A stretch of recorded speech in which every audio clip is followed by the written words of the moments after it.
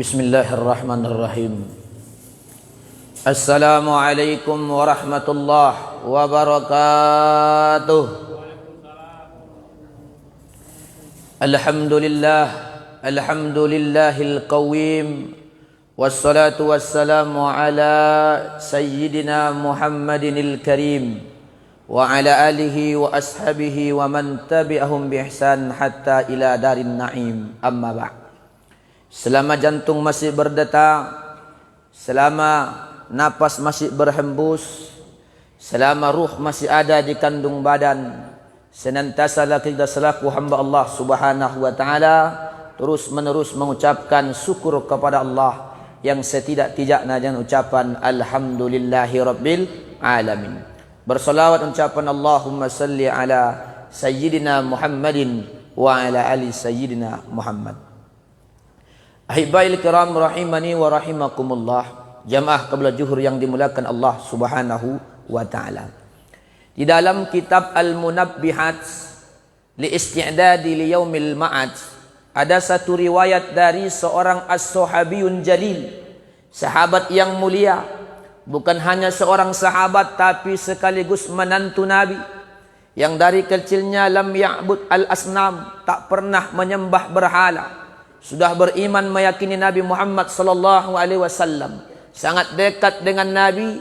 Di samping dia anak pamannya Nabi sallallahu alaihi wasallam, dia khalifah yang keempat, dan begitu juga sahabat yang mulia yang bernama Sayyidina Ali karamallahu wajhah. Dan termasuk kerabat Nabi, beliaulah di antara orang yang memandikan baginda Nabi sallallahu alaihi wasallam sekaligus mengkafaninya. Ada Abbas, ada Sayyidina Ali, begitu juga ada dua anaknya Abbas. Ini menunjukkan bahwa Sayyidina Ali ini adalah orang yang amat dekat dengan baginda Nabi Muhammad sallallahu alaihi wasallam. Orangnya cerdas di luar rata-rata. Kecerdasannya, as-suja', pemberani, ahli dalam bermain perang. Kalau ada pertempuran melawan kafir musyrikin, maka diadu duluan, maka Sayyidina Ali lah orang barisan pertama, bahkan sering menang. Bahkan lawannya bukan tanggung-tanggung orang yang berpengalaman sudah ahli, tapi bisa tumbang di tangan Sayyidina Ali karamallahu wajhah. Nabi memuji Sayyidina Ali, wa ana madinatul ilmi wa ali babuha, kata Nabi. Saya ini laksana kotanya ilmu dan Ali inilah pintunya. Ini menunjukkan bahwa kedudukan Sayyidina Ali karamallahu wajhah ini adalah kedudukan yang amat tinggi dan dekat di sisi baginda Nabi sallallahu alaihi wasallam. Beliau meriwayatkan, qala Nabi sallallahu alaihi wasallam, kata Nabi sallallahu alaihi wasallam, la khaira, tidak ada kebaikan fi salatin, pada salat seseorang yang la khusu'a fi, yang tidak ada khusu' dalam salatnya. Ini Pak. Ini kita sampaikan dulu hadisnya. Pertama, la khaira fi salatin, tidak ada kebaikan pada salat la khusu'a fi, yang tidak ada kehusukan di dalamnya. Yang kedua, kata Nabi dari riwayat Sayyidina Ali, la khaira fi shaumi illa wala imtina'a fi, tidak ada kebaikan pada puasa seseorang yang tak bisa mencegah anil lagwi, daripada ucapan-ucapan yang tak bermakna. Artinya al kalamu la faidatan lahu, ucapan yang tidak ada faedahnya. Dalam artian adalah qauluz zur, ucapan dusta. Jadi enggak ada guna puasa seseorang, tidak ada kebaikan puasa seseorang, kata Nabi, kalau lidahnya dia tak jaga, masih mengucapkan ma la ya'ni, sesuatu yang tidak berfaedah, tidak bermanfaat. La khairah, tidak ada kebaikan. Baru mana lagi? La khairah, tidak ada kebaikan kepada siapa? Fil alim, pada diri orang alim. Iza la wara'a fih, kalau tidak ada sifat waraknya. Warak dari mana? Anis subhati wal muharramat, kalau ini orang alim tidak menjaga dirinya dari yang subhat dan yang haram, maka la khaira fih, tidak ada kebaikan padanya. Baru selanjutnya kata Nabi sallallahu alaihi wasallam, la khaira, tidak ada kebaikan pada apa? Tidak ada kebaikan pada seseorang atau al-mala, pada harta seseorang yang la sahwata fih, Sahawah, sahawah maksud di sini adalah kedermawanan. Jadi nggak ada orang gunanya ya banyak harta, tapi sedikit pun dari hartanya tak pernah dia berikan di jalan Allah Subhanahu wa taala. Jadi ada beberapa poin yang disampaikan dalam riwayat ini, riwayat dari Sayyidina Ali karamallahu wajhah. Yang pertama tadi la khaira fi salatin la khusu'a fi. Karena ibadah dalam salat yang Allah harapkan adalah yang paling penting al-khusu', kehusukan. Ini Bapak Ibu. Jadi kalaulah kenapa kita bertanya-tanya sekarang, saya sudah salat tapi tidak nampak aplikasi. Ya, tidak nampak efek daripada salat kita dalam kehidupan sehari-hari. Padahal kalau orang yang benar-benar melaksanakan ibadah salat, mendirikan salat, maka lidahnya akan terjaga, ya, dan sifatnya akan lebih rendah hati, tawadu. Kenapa? Nilai salat mengajari dia sehingga teraplikasikan dalam kehidupan sehari-hari. Maka khusyuk ini penting. Makanya Imam Al-Ghazali membuat satu bab di dalam kitabnya, nama judulnya Mukashifatul Qulub. Ya, ulama besar dia buat al-khusyu'u fis shalah, yaitu khusyuk dalam salat. Saking pentingnya lah khusyuk dalam salat. Makanya kalau orang ini Bapak Ibu khusyuk, salatnya khusyuk, pasti salatnya ini bisa mencegahnya dari perbuatan fahsya dan mungkar. Karena ada orang salat, ya, rajin salat, tapi hanya sekedar melaksanakan salat, tapi mulutnya ibarat bahasa Medannya masih lancip, masih cakapnya masih kasar. Ya, tapi perbuatannya belum menunjukkan orang-orang yang betul-betul mendirikan salat. Kenapa? Tidak ada khusyuk pada dirinya. Makanya para ulama banyak sekali memberikan bagaimana agar salat kita khusyuk. Yang pertama, kalau kita salat ini hudurul qalbi, hadirkan dulu hati kita Bapak Ibu. Ya, pikiran kita, ya, yang bersifat-sifat dunia tinggalkan dulu seketika dulu. Ya, agar salat kita khusyuk. Hudurul qalbi, hadirkan kita punya hati. Yang kedua, kita ingat an-natazakkar, kita ingat wukuf, kita berdiri tegak baina, di antara siapa? Sedang menghadap Allah. Agar kehusukan datang. Yang ketiga, agar husuk wa nafhamu, kita memahami qiraatana, bacaan kita. Minimal kalau kita tidak tahu per kalimat, minimal kita tahu tujuannya. Dan agar kita terfokus dengan bacaan. Kalau kita sholat sendirian, jangan diam Bapak Ibu. Bahkan sebagian ulama mengatakan makruh diam. Tapi dia hamas namanya. Alhamdulillah. Ar-Rahman. Kenapa? Karena sahabat Nabi yang namanya Khabbab ditanya, ya Khabbab, bagaimana kaifa qiraatun Nabi fis shalah? Bagaimana Nabi kalau dalam salat membaca? Bittirabil lihyatihi, jenggotnya bergoyang-goyang, Pak. Jadi kalau diam begini Pak, itu macam patung, itu enggak. Ini, tapi bergoyang-goyang jenggotnya. Nah, berarti kalau bergoyang-goyang jenggot Nabi, berarti alhamdulillah Ar-Rahman Malik. Cuma jangan terlalu kuat-kuat. Ar-Rahmanir-Rahim Malik yaumiddin. Supaya kita khusyuk. Mana lagi kata para ulama agar salat kita Bapak Ibu khusyuk? Ini yang penting supaya ada aplikasinya dalam kehidupan. Kata ulama, jadikanlah salat sunnahmu minan nafilah, daripada salat sunnah. Fi baitika, di rumahmu, haitsu yang mana la yaraka ahadun minan nas, yang salat 2 rakaat ini di rumah kita seorang pun tak melihat kita. Jadi Bapak Ibu, kalau kita untuk menambah khusyuk kita dalam salat, hendaklah kita punya salat sunnah 2 rakaat di rumah kita yang orang tidak tahu kita sedang salat. Nah, baru selanjutnya kata ulama agar salat kita khusyuk, taqdimun nafilah anil faridah. Setiap salat fardu kita dahului dengan 2 salat sunnah walaupun 2 rakaat. Ya, salat sunnah. Namanya kalau dalam salat wajib namanya rawatib. Kita dahulukan itu. Baru mana lagi supaya kita khusyuk? Ya, zikrul maut, ingat mati.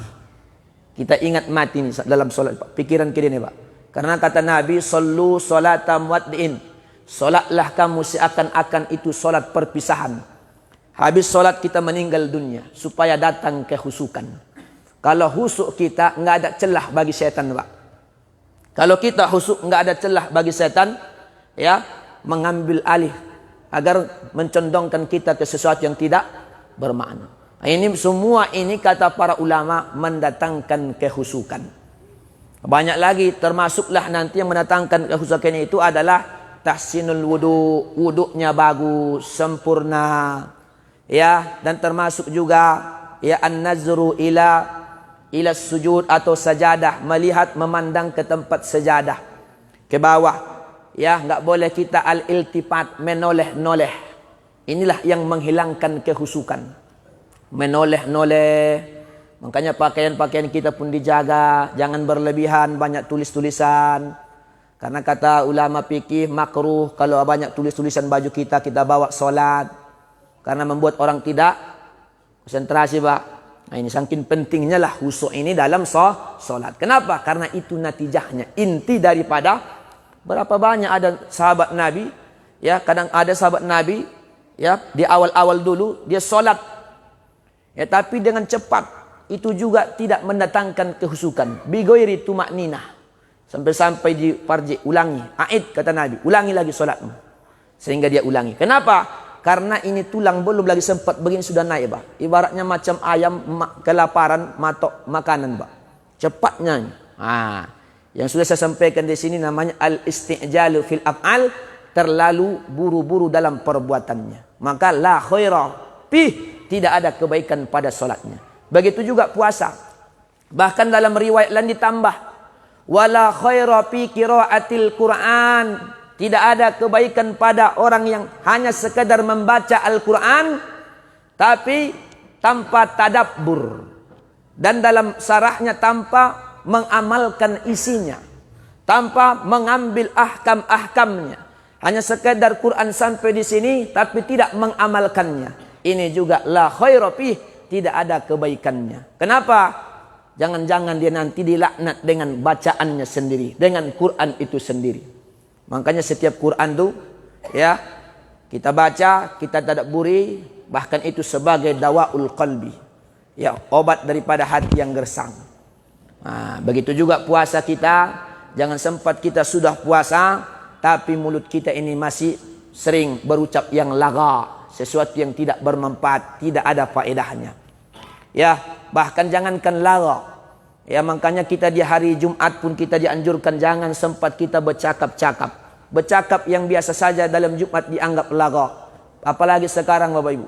Ya, Bapak Ibu sekarang saya jumpai orang sedang sholat Jumat main skater. Apa Bapak? Game tuh, Pak. Apalagi main skater nih, Pak. Hati-hati, Pak. Nampak kita, Pak. Karena kita di atas. Nampak dia main skater di masjid. Ayo, Pak. Memang masih, ya, Ustaz kan masih syukur Ustaz dia main skater masih datang ke masjid. Karena banyak orang main skater nggak datang ke masjid. Ya, Pak. Nggak datang-datang lagi karena sibuk main ini. Harus disampaikan tuh, Pak. Nampak sepele tapi itu sudah menjadi penyakit kita dalam kehidupan kita. Sehingga yamna'unahu, menghalanginya untuk melaksanakan ibadah salat.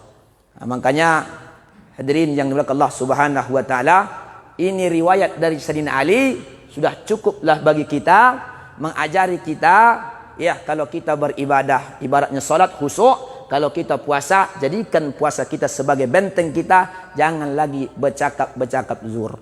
Khususnya yang paling penting ibadah salat ini Bapak Ibu. Kalau salat kita khusyuk, kata Imam Ibnu Hajar Al-Haytami di dalam kitabnya Al-Wazir Az-Zawajir an Iktirafil Kabair, kata beliau, pertama kita akan yarfa'ullah dikal ish. Allah hilangkan kesusahan kita punya hati. Hilang, Pak. Maksudnya gimana Ustaz? Ada sebesar apapun masalah kita bisa kita hadapi, Pak. Ada jalan keluarnya. Yarfa'ullah dikal ish. Kesusahan hidup kita, hati kita dihilangkan oleh Allah. Kalau solat kita khusyuk. Dengan syarat, Pak, solat kita khusyuk. Yang kedua, wa yarfa'ullah azabal qabr. Dihindari nanti azab kubur. Yang ketiga, maka kita nanti wa yu'tillahu alkitab biyaminih. Nanti catatan kitab amal kita diberikan dari sebelah kanan, tangan kanan, Pak. Nah, ini kemuliaan bagi kita yang khusyuk solatnya. Mana lagi wa yamurru ala sirati kalbarkil hatab atau kalbarkil hatib, melewati siratul mustaqim seperti kilat menyambar cepatnya. Kenapa? Solatnya khusyuk. Yang kelima, wa yadkhulul jannata bighairi hisab, masuk surga tanpa hisab. 5 kemuliaan. Man hafaza ala salatil maktubah akramallah bi khamsi hisalin. 5 kemuliaan yang Allah berikan, kata Imam Ibnu Hajar menukil riwayat dari baginda Nabi Muhammad sallallahu alaihi wasallam. Mudah-mudahan ini sebagai iktibar bagi kita renungkan, mudah-mudahan kualitas salat kita termasuk orang-orang yang khasiin, karena Allah sendiri wa madaha, memuji orang-orang al-khasiin yang solatnya khusyuk di dalam Al-Quran. Saking tingginya, mulianya mereka yang solat dalam keadaan khusyuk. Memang susah, berat. Dalam Quran dikatakan wa innaha lakabiratun illa alal khasiin. Solat itu berat kecuali bagi orang-orang yang sudah merasakan nikmat, bagi orang yang sudah khusyuk dalam solatnya. Mudah-mudahan ada manfaatnya. Akhirnya, assalamualaikum warahmatullahi wabarakatuh.